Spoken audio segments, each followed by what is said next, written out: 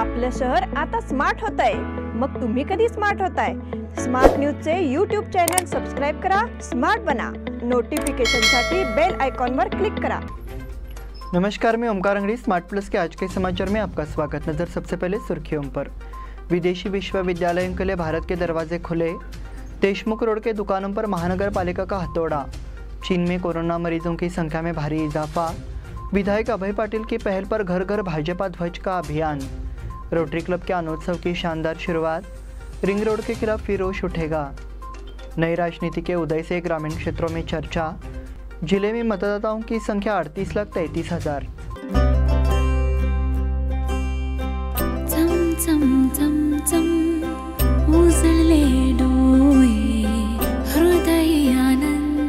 BS Channabasappa and Sons, the Textile Mall at Tilakwadi, Belagavi. कोणताही photo घेण्याआधी पुढे येणाऱ्या अपेक्षित क्षणाची कल्पना मला आधीपासून असते। नमस्कार, मी अमित शिंदोरे। या क्षणांना सुरेख पद्धतीने कॅप्चर करण्यासाठी माझ्याकडे नेहमी एक योजना असते। निकॉनच्या नवीन Z62 सोबत माझ्या कल्पनेपासून ते छायाचित्रपर्यंतचा प्रवास हा अतिशय सहज असतो। कधी काही भावुक क्षण पडद्याच्या मागे लपलेले असतात आणि कधी काही क्षण अचानकपणे समोर येतात। Z62 च्या 14 FPS मुळे मला हे क्षण अचूक पद्धतीने कॅप्चर करता येतात। कोणतीही गोष्ट सांगताना तुम्ही तुमच्या प्रेक्षकांना त्या प्रवासात घेऊन जाता। नमस्कार, मी रंजन झिंगाडे आणि मी प्रिफर करतो नवीन निकॉन Z62। त्याचा आय डिटेक्शन ऑटो फोकस फीचर ती कथा परिपूर्ण करतो। असे मौल्यवान क्षण फार काळ थांबत नाहीत। आता त्याच्या USB पॉवर सप्लायमुळे प्रत्येक क्षण आपण जिवंत बघू शकतो। प्रत्येक लग्न ही एक रंगीत चित्रकथा आहे। आता नवीन Z62 च्या कमाल डायनामिक रेंजमुळे प्रत्येक फ्रेम ही एक रंगांचा अविस्मरणीय अनुभव देते। The all new Z62 is truly a multimedia power house. अब समाचार विस्तार से। भारत में शिक्षा बाजार के दरवाजे अब वैश्विक रैंकिंग के अनुसार विदेशी प्रतिष्ठित या शीर्ष 500 विश्वविद्यालयों के लिए खुले हैं। विश्वविद्यालय अनुदान आयोग ने गुरुवार को स्पष्ट किया कि भारतीय विश्वविद्यालयों के नियम, आरक्षण और शुल्क विनियम विदेशी विश्वविद्यालयों पर लागू नहीं होंगे। आयोग के अध्यक्ष एम जगदीश कुमार ने गुरुवार को प्रेस वार्ता कर इसकी जानकारी दी। इस समय करीब 18 लाख भारतीय छात्र विदेश में पढ़ाई कर रहे हैं। विदेशी विश्वविद्यालयों में आवेदन करने वाले छात्र भविष्य में विदेशी विश्वविद्यालयों में पढ़ने के लिए भारत में रह सकेंगे।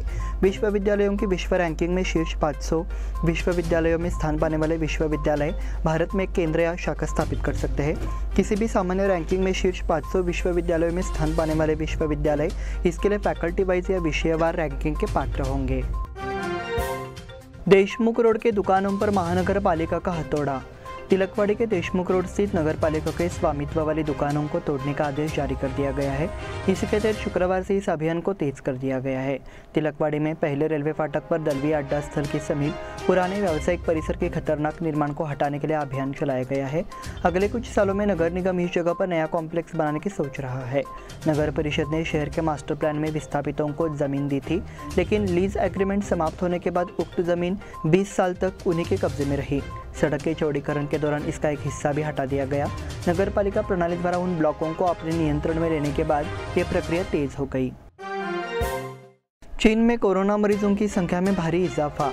चीन में कोरोना मरीजों की संख्या बढ़ती जा रही है और ये बात सामने आई है कि बीजिंग में किसी भी अस्पताल में बेड उपलब्ध नहीं है। कहीं बुजुर्ग मरीजों का इलाज अस्पताल परिसर में स्ट्रेचर पर किया जा रहा है, तो कुछ को व्हीलचेयर पर हवादार किया जा रहा है। पूर्वी शहर बीजिंग या चुंग्यालू अस्पताल गुरुवार को नए मरीजों से खचाखच भरा रहा। गुरुवार सुबह भले अस्पताल के बिस्तर खत्म हो गए थे, लेकिन एम्बुलेंस अभी भी मरीजों को ला रही थी। डॉक्टरों और नर्सों द्वारा केवल बहुत गंभीर रोगियों की जांच की गई।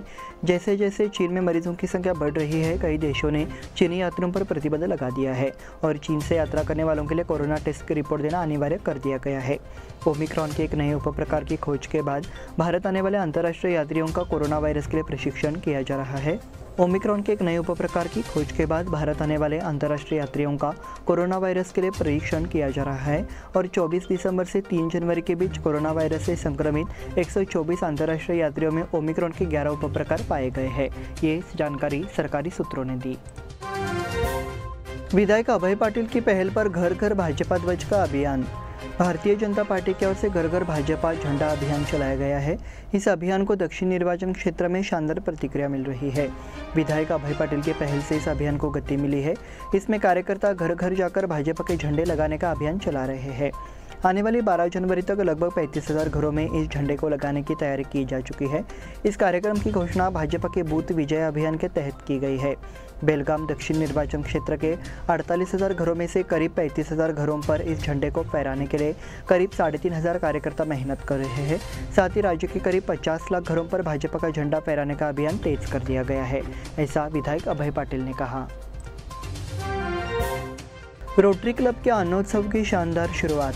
रोटरी क्लब ऑफ बेलगाम ने स्वादिष्ट आहार प्रेमियों के लिए वार्षिक अन्नोत्सव का आयोजन किया है, जो कई तरह के स्वादिष्ट भोजन का स्वाद चखना चाहते हैं। 6 से 15 जनवरी तक नानावाड़ी के सावगांव रोड स्थित अंगड़ी इंजीनियरिंग कॉलेज के सामने मैदान में महोत्सव का आयोजन किया गया है। शुक्रवार शाम को इस फूड फेस्टिवल का आगाज हुआ। रोटरी क्लब ऑफ बेलगाम के अध्यक्ष बसवराज विभूति और सचिव अक्षय कुलकर्णी ने बताया कि इस महोत्सव के माध्यम से पोलियो राहत के लिए राशि एकत्रित की जाएगी। अन्नोत्सव बच्चों से लेकर बुजुर्गों तक सभी को अपने ओर आकर्षित करता है। यह उत्सव इसलिए आयोजित किया जाता है ताकि नागरिक अपने पसंदीदा भोजन का स्वाद चख सके। पिछले 25 वर्षों से अन्नोत्सव आयोजित किया जा रहा है। अन्नोत्सव के लिए अच्छी क्वालिटी का सेटअप तैयार किया गया है। इस साल देश की खाद्य संस्कृति को प्रदर्शित करने के लिए 200 से अधिक स्टॉल लगाए गए हैं, तो ये फूड फेस्टिवल खाने के शौकीनों के लिए दावत जैसा होने वाला है। उद्घाटन कार्यक्रम में कई गणमान्य व्यक्तियों और रोटरी अधिकारियों और सदस्यों ने भाग लिया। रिंग रोड के खिलाफ फिर रोष उठेगा। हालांकि किसान रिंग रोड के खिलाफ आक्रामक है, लेकिन जिला प्रशासन ने काम जारी रखा है। कार्य के लिए धनराशि स्वीकृत हो चुकी है और अब किसानों की आपत्तियों पर आमने सामने सुनवाई होने की संभावना है। मई समिति ने गांव-गांव में आंदोलन करने का निर्णय लिया है। नतीजतः ऐसे संकेत मिल रहे हैं कि कुछ ही दिनों में किसान फिर से उठ खड़े होंगे। तालुका में 32 गांवों के माध्यम से एक रिंग रोड का निर्माण किया जाएगा। इसके लिए 1272 एकड़ जमीन का अधिग्रहण किया जाएगा। किसानों की उपजाऊ भूमि इसमें चले जाने से किसानों में गहरा असंतोष है। पिछले सप्ताह हुई बैठक में मई समिति ने ग्रामवार लड़ाई आयोजित करने का निर्णय लिया है। इस बात का ख्याल रखा जाएगा कि कोर्ट कचहरी के साथ साथ गली का झगड़ा भी पीछे न रहे। संभावना ये भी है कि किसानों की जमीन अधिक राशि देने की बात कहकर पत्ते पहुंचने का प्रयास किया जाएगा। इसलिए इस लड़ाई में किसानों की एकता निर्णायक साबित होने वाली है। नई राजनीति के उदय से ग्रामीण क्षेत्रों में चर्चा। तालुका जिला पंचायत निर्वाचन क्षेत्रों की घोषणा कर दी गई है। इससे ग्रामीण क्षेत्रों में राजनीति गतिशील हो गई है। तालुका जिला पंचायत एपीएमसी चुनाव इसी साल होंगे। इससे ग्रामीण क्षेत्रों की राजनीति पर पानी फिर जाएगा।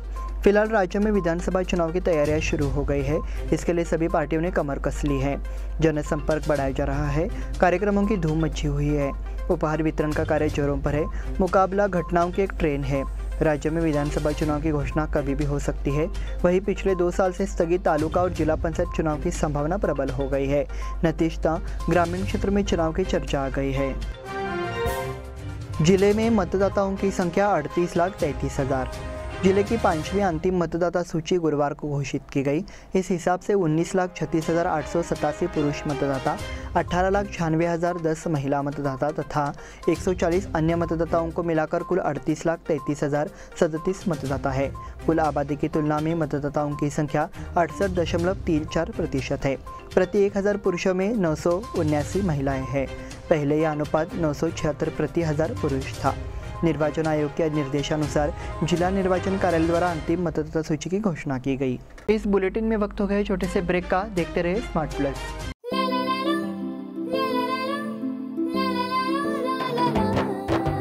जले दीप अंगना में होगी रोशन दुनिया, पलकों तले छा जाए चांद तारों का साया। रंगोली में खिले रंग खुशियों की भी तरानी, तन मन झिलमिल जाए हर पल होंगे सुहाने।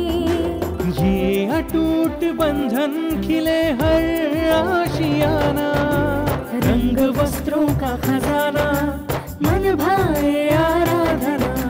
रंग वस्त्रों का खजाना मन भाए मारुति गली बेलगाम। मन भाए आराधना।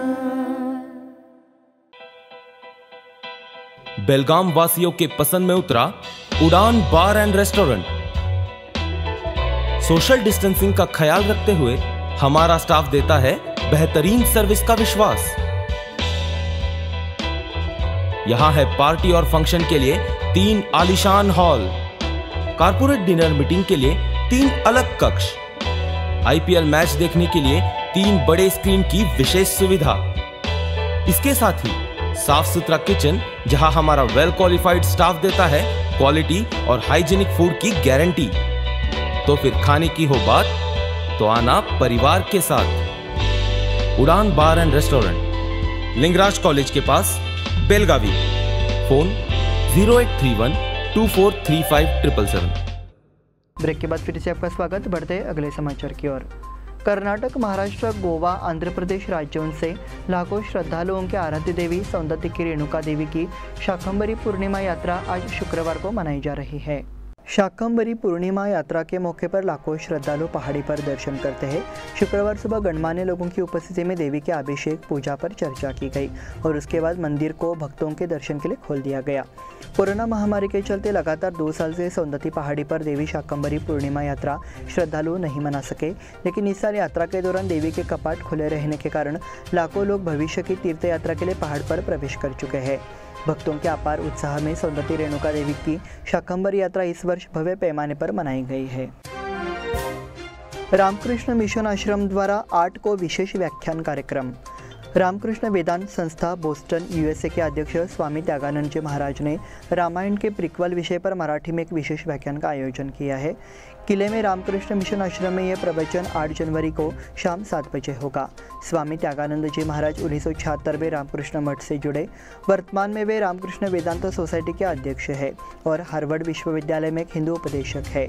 वे 11 वर्षों तक रामकृष्ण आश्रम की एक अंग्रेजी पत्रिका वेदांत केसरी के संपादक रहे। उन्होंने 10 पुस्तकें लिखी है और कुछ पुस्तकों का अनुवाद किया है। मराठी विद्यानिकेतन में सावित्रीबाई फुले जयंती मनाई गई। मराठी विद्यानिकेतन स्कूल में हाल ही में क्रांति ज्योति सावित्रीबाई फुले जयंती मनाई गई।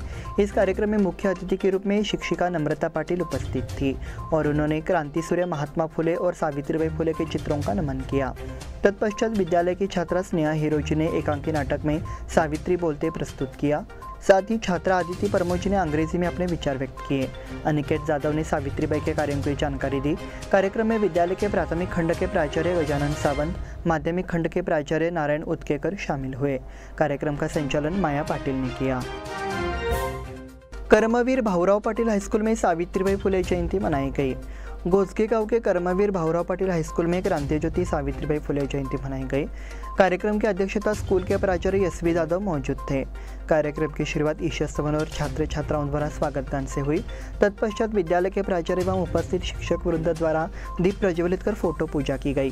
तब श्रीमती VS यादव ने सावित्रीबाई फुले के बारे में बताया और उसके बाद 10वीं कक्षा के छात्रों द्वारा सावित्रीबाई के जीवन पर आधारित एक सांस्कृतिक कार्यक्रम आयोजित किया गया।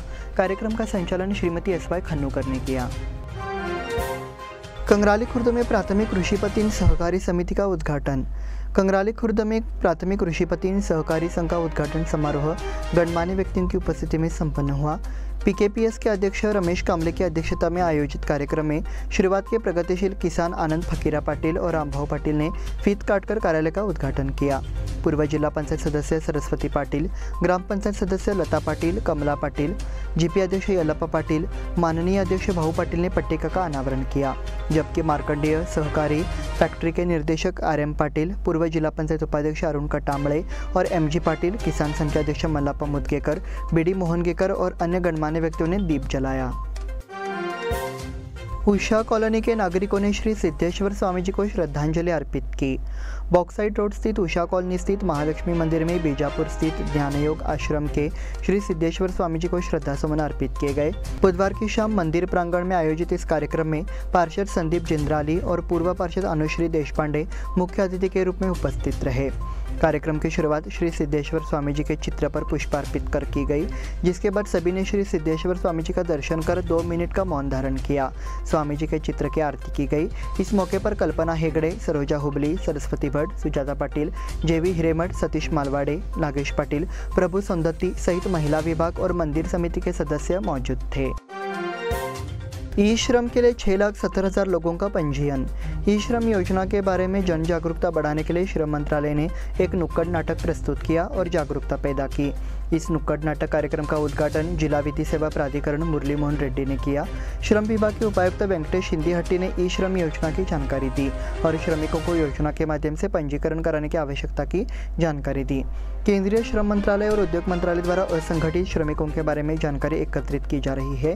इसके लिए सरकार की ओर से तकनीक विकसित की गई है। इस पोर्टल पर 379 श्रेणियों के असंगठित श्रमिक पंजीकरण करा सकते हैं। श्रमिक जिनकी आयु 18 से 59 वर्ष के बीच है, साथ ही ESI, EPF की सुविधा कोई फायदा नहीं। साथ ही आयकर न देने वाले असंगठित श्रमिकों के पंजीकरण की भी सुविधा है। इसी के साथ स्मार्ट प्लस के आज के समाचार समाप्त हुए। धन्यवाद।